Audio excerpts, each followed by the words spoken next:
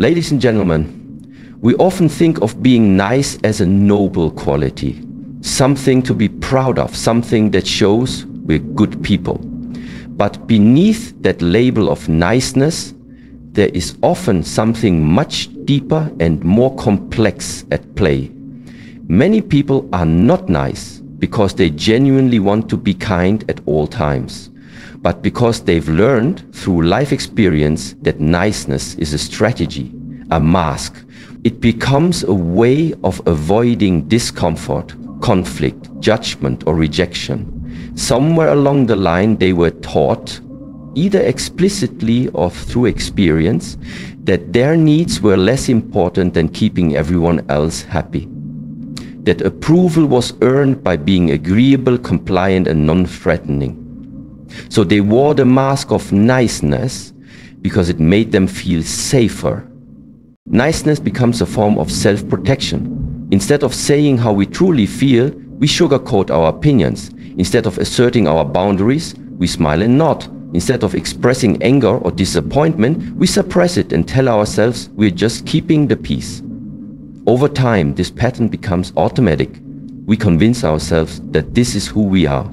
We begin to identify with the role of the nice one, the helper, the peacekeeper, but underneath, there can be resentment, frustration, and emotional exhaustion. Niceness can become a performance, a way to gain love and acceptance, but not necessarily a reflection of our true feelings.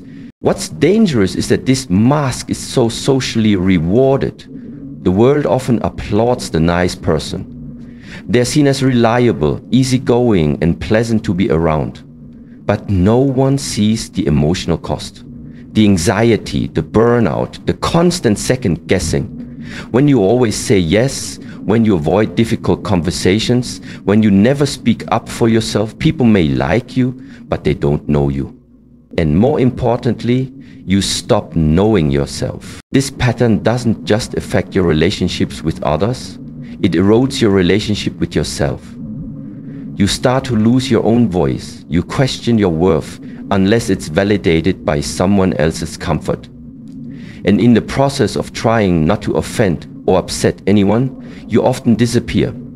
The mask may keep things calm on the outside, but it creates a storm within. One of unmet needs, hidden pain, and the quiet grief of not being seen for who you really are. There is a fundamental difference between being nice and being kind, although the two are often confused. Niceness tends to be about appearances, about surface-level harmony and social approval. It is often driven by the desire to be liked, to avoid discomfort, or to maintain a certain image in the eyes of others. Kindness, on the other hand, is rooted in intention, integrity, and truth. It comes from a place of genuine care, not just for others, but also for oneself. And that's where the distinction becomes so important. Kindness doesn't require you to sacrifice yourself in order to support someone else. A nice person might agree with something they don't actually believe in, just to keep others comfortable.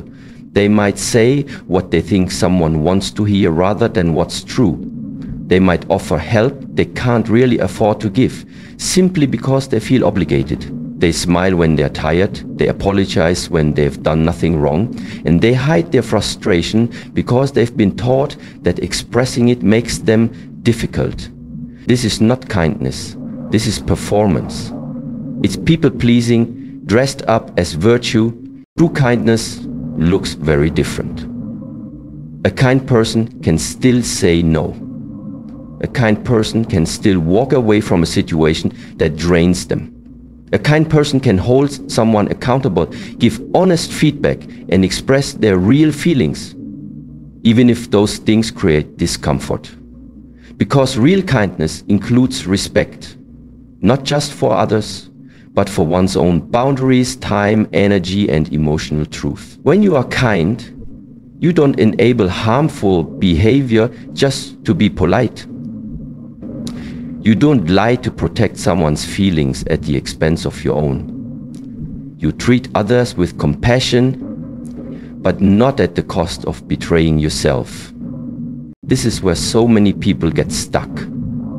We're conditioned to believe that kindness means putting others first, no matter the situation. That it means saying yes, staying quiet, being agreeable. But those ideas are distortions. They are ways of maintaining social control, not genuine care. True kindness is courageous. It requires honesty, it involves uncomfortable conversations, it demands self-awareness, and sometimes it means making decisions that disappoint others. Because you've chosen to honor your values and emotional well-being. There's a deeper strength in this version of kindness.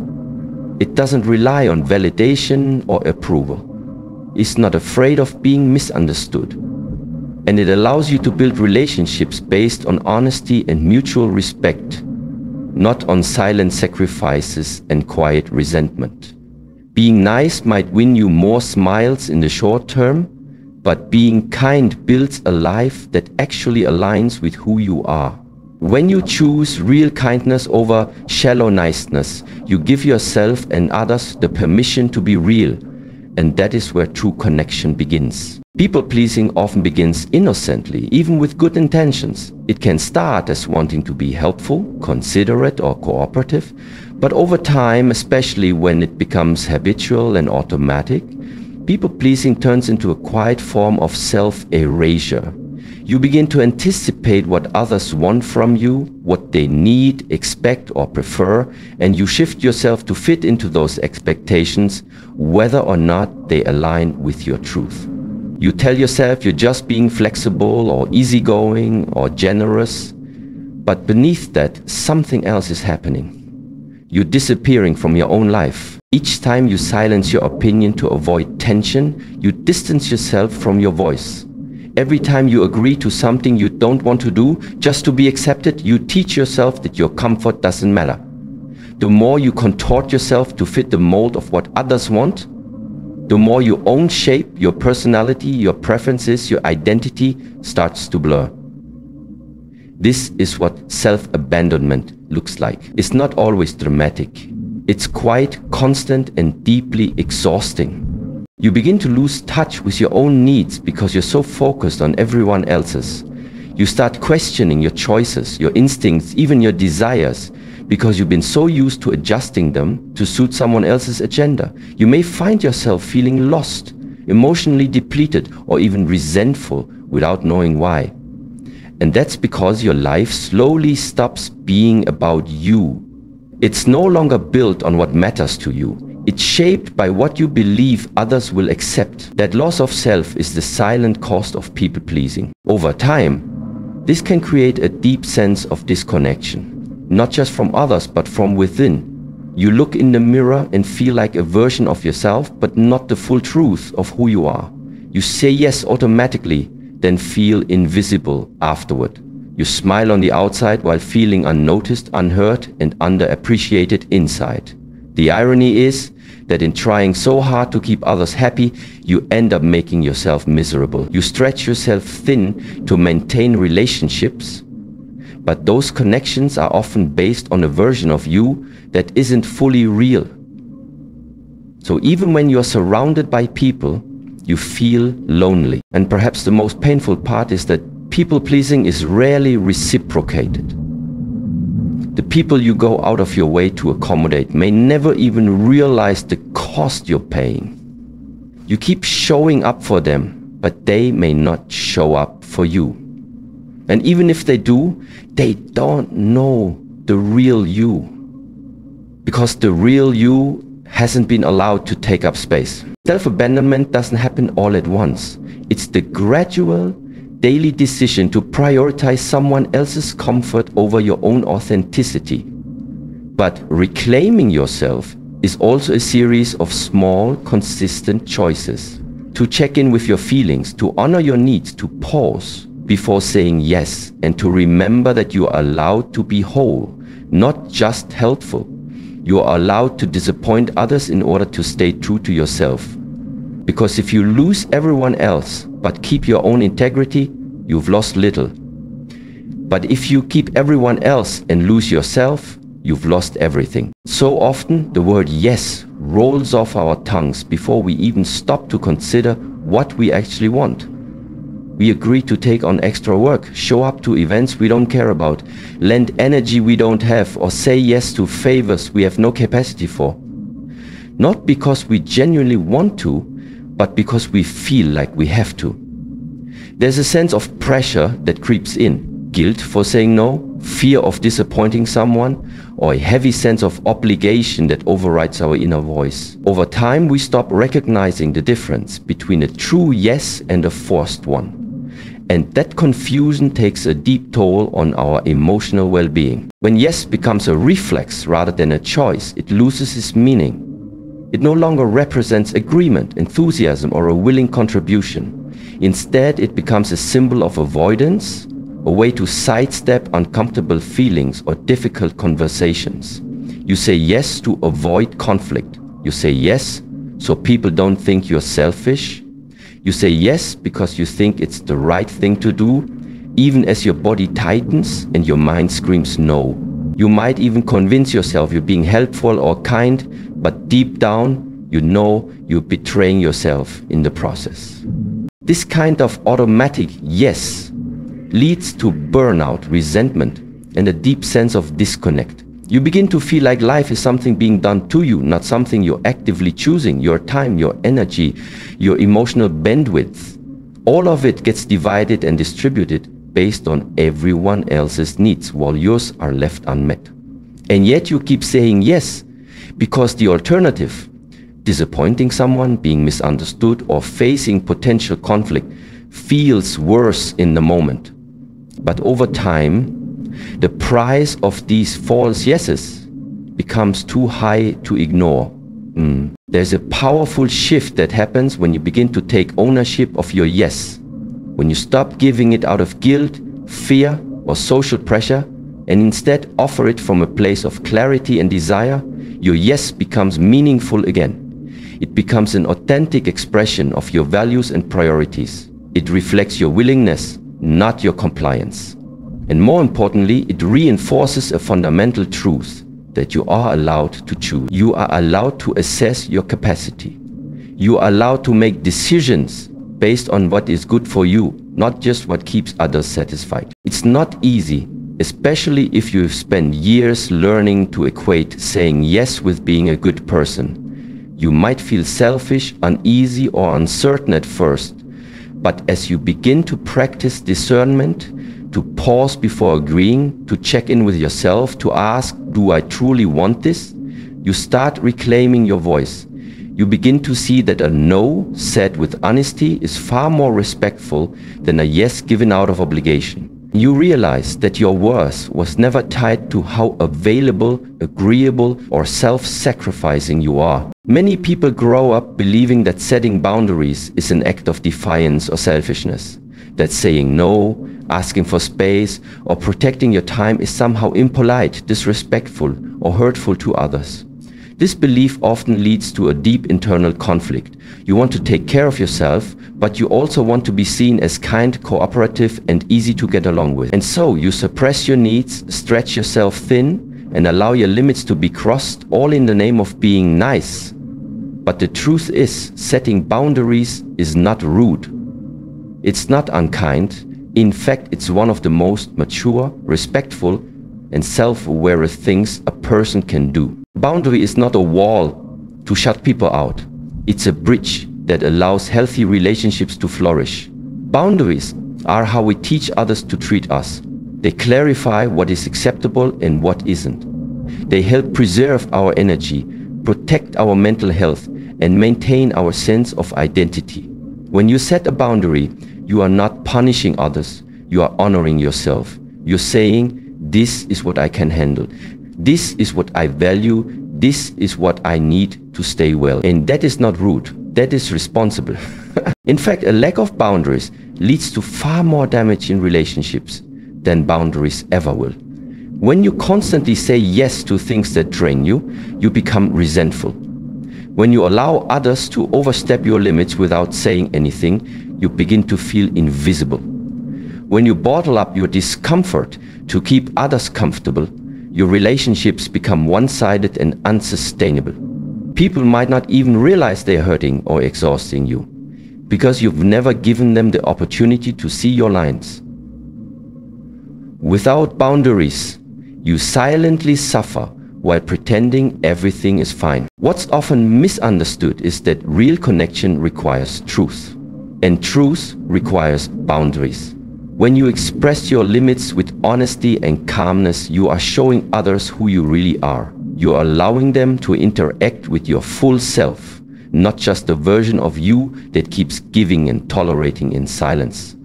And when someone truly cares for you, they will respect those limits. They might not always understand them right away. They might need time.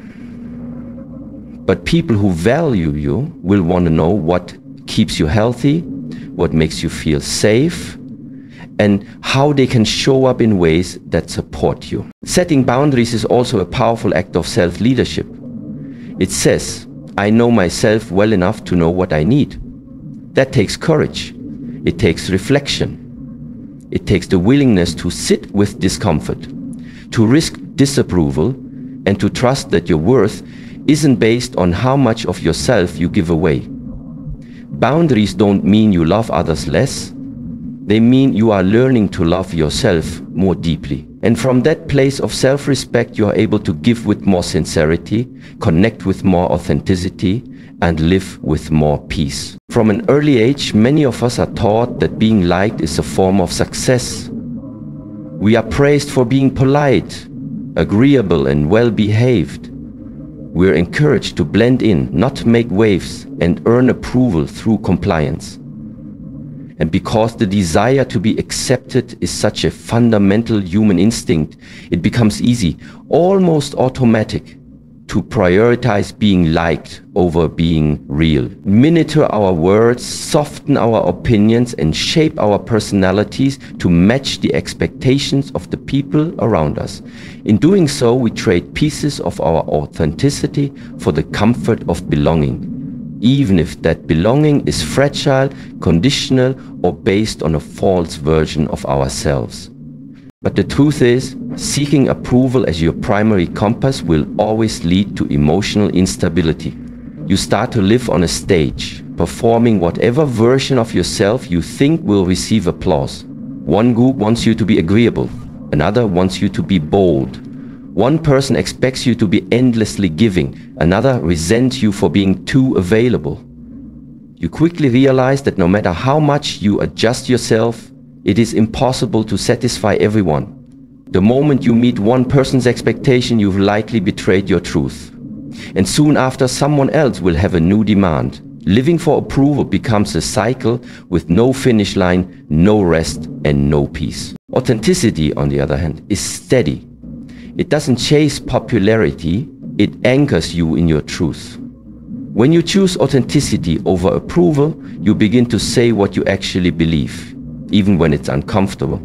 You start showing up as who you are, rather than who you think others want you to be. You allow your values, your boundaries, and your emotions to guide your actions, not the reactions or opinions of others. This doesn't mean you're rude or indifferent. It means you're honest.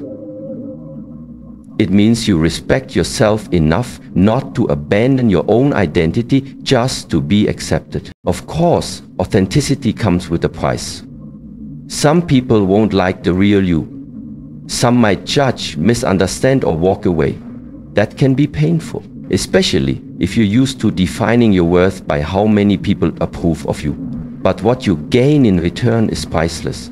Freedom, peace, a deep sense of alignment, and, perhaps most importantly, the ability to build genuine relationships.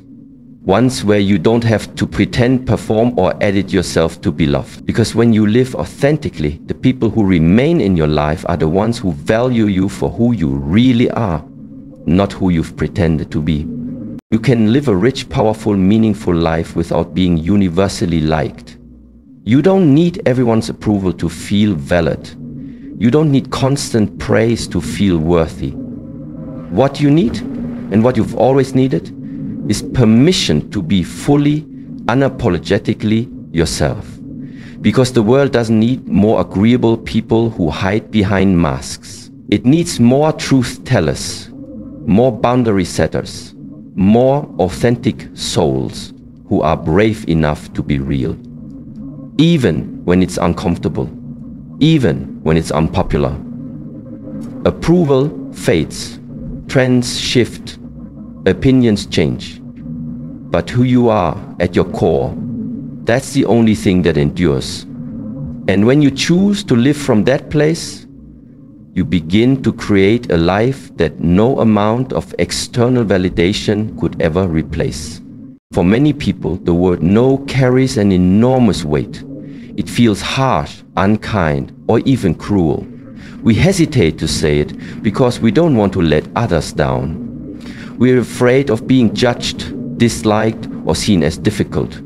We worry that turning someone down will damage the relationship or make us appear uncaring. But beneath all these fears is a simple truth we must learn to accept. Saying no is not a betrayal. It is an act of self-respect. Every time you say yes to something, you are saying no to something else. Your time, energy, and emotional capacity are not infinite. When you commit to things that don't align with your priorities, values, or bandwidths, you're not just sacrificing your own well-being, you're also offering others a diluted, distracted, or resentful version of yourself. You may show up physically, but your presence is drained. You may offer help, but secretly feel bitter. And over time, the more you say yes out of guilt or pressure, the more distant you become from your true self. Saying no doesn't mean you're cold-hearted or unhelpful. It simply means you've come to understand your limits. It means you've developed enough self-awareness to recognize when something isn't right for you and enough courage to act on that awareness. It's a way of standing up for your needs in a world that constantly tells you to put others first. It's not about pushing people away. It's about protecting your peace, preserving your energy, and honoring your priorities. When you begin to say no with intention, you also begin to build trust with yourself. You start to believe that your feelings matter, that your needs are valid, that your life doesn't have to revolve around pleasing everyone else. You stop overcommitting and start making room for rest, reflection, and the things that truly matter to you. And instead of resenting people for taking too much, you take responsibility for the space you allow others to occupy in your life. At first, it may feel uncomfortable. People who have grown used to your endless yeses may not react well when you begin to set boundaries. They might accuse you of being selfish or distant. But that reaction isn't a reflection of your worth. It's a reflection of their adjustment to your growth. The people who truly value you will learn to respect your no just as much as they've enjoyed your yes. They'll understand that your refusal isn't personal, it's intentional. It's rooted in a deeper commitment to live with clarity and integrity. What's truly selfish is abandoning yourself to make everyone else happy. What's truly damaging is always putting yourself last in the name of being a good person. There is nothing noble about draining yourself to keep others comfortable. You are not required to explain, justify, or defend every no you speak. Sometimes no is a complete sentence, and the more you practice using it, the more you will reclaim your time, your boundaries, and your self-respect. It often begins with the best of intentions, and maybe at first it feels good, even fulfilling. You feel appreciated, needed, even admired. But slowly, without noticing, you begin to stretch yourself thinner and thinner until there's almost nothing left to give. Overextending yourself doesn't always look like a breakdown. Sometimes it looks like always being on, constantly anticipating what someone might need, offering help before they ask, putting off your own responsibilities to manage someone else's, or emotionally investing in everyone else's problems while neglecting your own.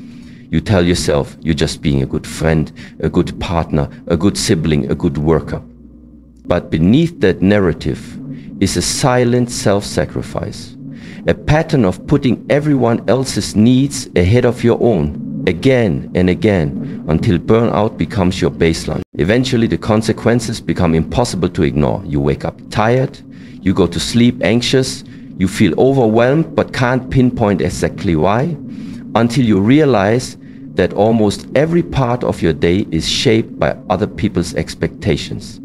You stop doing things that nourish you because your time no longer feels like your own. You lose the ability to rest without guilt, to say no without explanation, to exist without being productive for someone else. And worse, the very people you've worked so hard to please often don't notice your exhaustion because you've hidden it so well. You've made it look easy. You've made yourself too available. You've normalized your own over-functioning. And then comes the resentment. Quiet at first, like a background hum.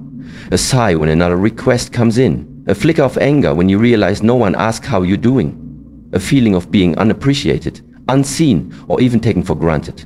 That resentment builds slowly, quietly, but powerfully. Because it grows in the gap between what you give and what you receive, between how much you show up for others and how little they seem to show up for you. You may not express it out loud.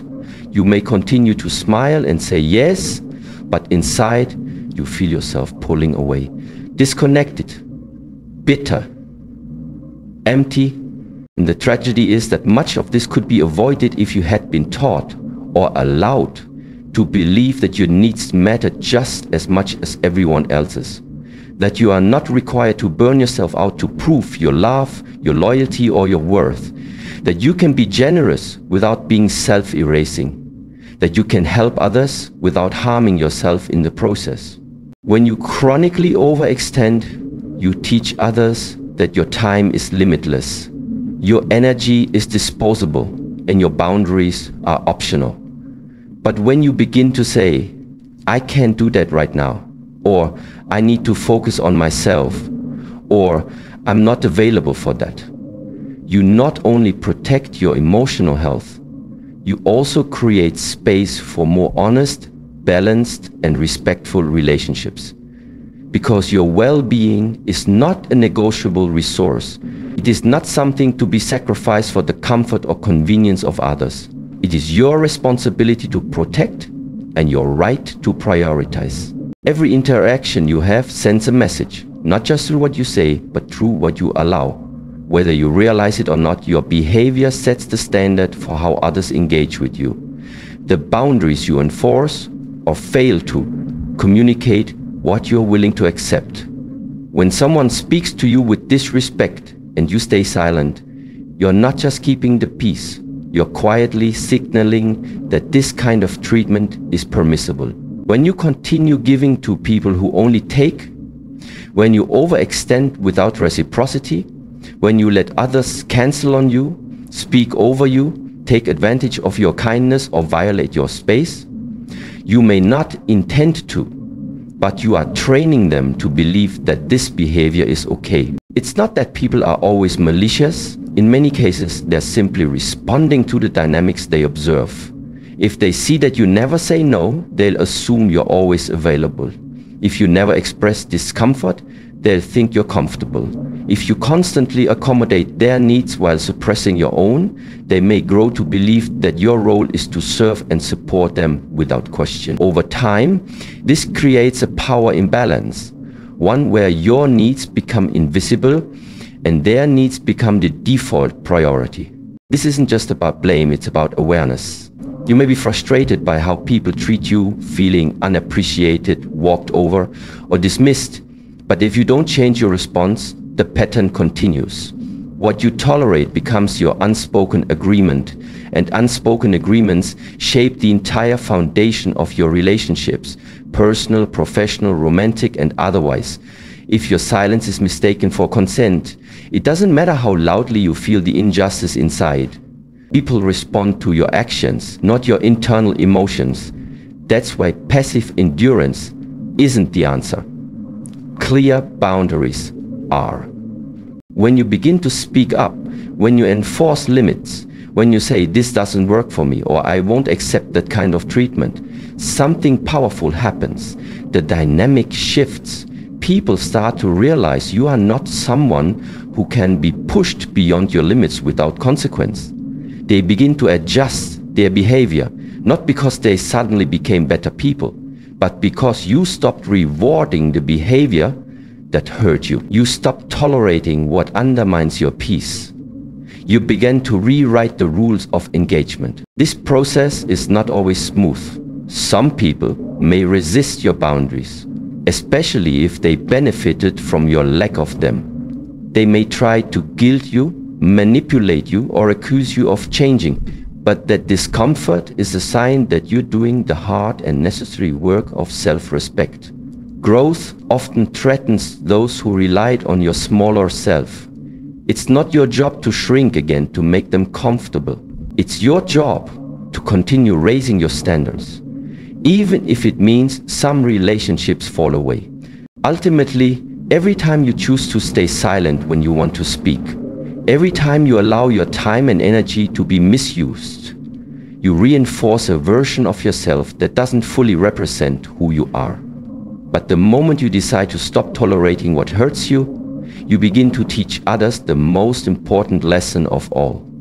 That you are someone who honors their own worth, someone who demands respect not with aggression, but with unwavering clarity. There is a deep beauty in being a kind person. Kindness creates connection, fosters empathy, and reflects a heart that genuinely wants to do good. But somewhere along the way, the meaning of kindness gets distorted. It's no longer just about compassion or generosity. It becomes about compliance, about being agreeable, about avoiding conflict even when it hurts. Kindness becomes a performance, not a principle. It starts to mean putting others first, no matter the cost. Staying silent when you're disrespected, or constantly giving even when you're empty. And when kindness reaches this point, when it begins to require the denial of your own worth, it stops being kindness. It becomes self-betrayal. The line between compassion and self-sacrifice can be subtle, but it's critical. Many people are taught, implicitly or explicitly, that being a good person means tolerating mistreatment, overextending themselves, and swallowing pain in silence. You might think you're doing the right thing by giving someone another chance, excusing their behavior, or avoiding difficult conversations to keep the peace. But ask yourself, if your kindness is causing you to lose your voice, your confidence, your energy, or your sense of self, is it really kindness? Or is it fear, wearing a friendly mask? Being kind should not mean being a doormat. It should not mean letting people walk all over you while you smile through clenched teeth. It should not mean allowing disrespect just to appear agreeable. There is no virtue in allowing your dignity to be chipped away moment by moment, all in the name of being nice. True kindness includes self-kindness. It includes the ability to recognize when enough is enough. It includes protecting yourself from people and situations that drain, disrespect, or devalue you, no matter how much you care for them. You are not unkind for having boundaries. You are not cold for removing yourself from environments where you are not respected. You are not cruel for prioritizing your own mental and emotional health. In fact, when you hold your dignity close, you model a deeper kind of integrity. One where compassion is not conditional on your own depletion. You show that kindness doesn't mean bending until you break. It means offering what you can without losing who you are in the process. There is a version of kindness that is strong, steady, and grounded in self-respect. It is not loud or forceful, but it is firm. It says, I care about others, but I care about myself too. It says, I can be empathetic without being exploited. It says, I will extend grace, but not at the cost of my own worth. That version of kindness doesn't seek validation. It doesn't need applause. It is quiet and powerful because it is built on the foundation of self-awareness and self-honor. So when you find yourself constantly giving, constantly tolerating, constantly minimizing your own needs just to seem kind, take a step back and ask, who is this serving? Is this kindness coming from strength or from fear of being disliked, rejected, or judged? Because if kindness is costing you your peace, your power, or your sense of self, it's not kindness anymore. It's a subtle form of self-abandonment.